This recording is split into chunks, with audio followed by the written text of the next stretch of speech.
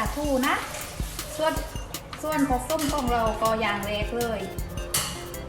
หัวเทียมซับนะคะใช้หัวเทียมไทยก็ได้หัวเทียมจีนก็ได้นะคะแล้วแต่สะดวกใครหั่นฝอยนะคะอันนี้ที่ใช้2 ตนนะใคร2 ตนปรีค่ะกว้าน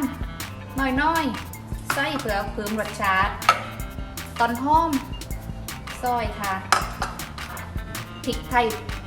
ป่นนะคะนี่พริกไทยนี่ปั่นเองนะเพื่อเพิ่มรสชาตินะคะขาดไม่ได้เลยไฮไลท์ของเรานางเอกคือปลาทูนะคะ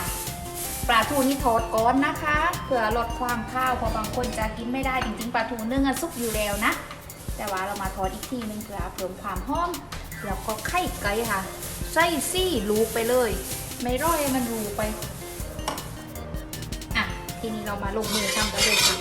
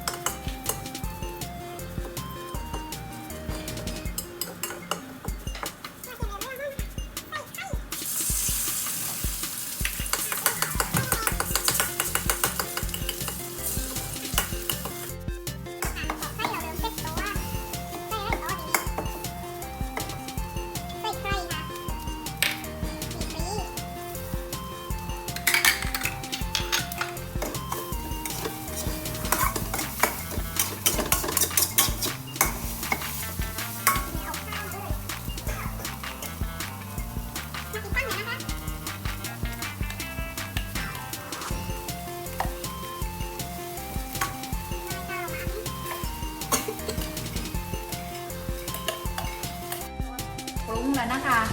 ใส่น้ำปลาซีอิ๊วข้าวใส่ไปเลยเราพัดมาร์กอัตราทั่วไม่แน่นอนนะคะขึ้นอยู่กับว่าปริมาณว่าพัดกันเท่าไรใช้เท่าไรนะคะน้ำมันห้อยค่ะ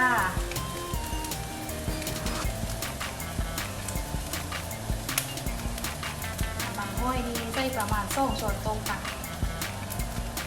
หัวไม่ร้อยใส่มาเท่าไหร่ น้ำตาลสักนิดนะคะ ตัดรสชาติเข้มนิดเดียวพอโรยๆน้อยๆเอารสชาตินะคะ แล้วก็พริกไทยโรยไปเลยค่ะสีเหลือง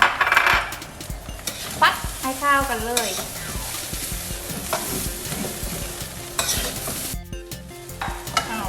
ใส่ปลาทูค่ะใส่ไปหมดเลยต้นหอมค่ะต้นหอมซอยเพิ่มซีซั่นนะคะใครชอบกินใส่มากใส่น้อยก็ใส่ไปเลยค่ะอันนี้ใส่เอาซี่อย่างเดียวช่วยไว้ก้อนร้อยปล่อยวากัน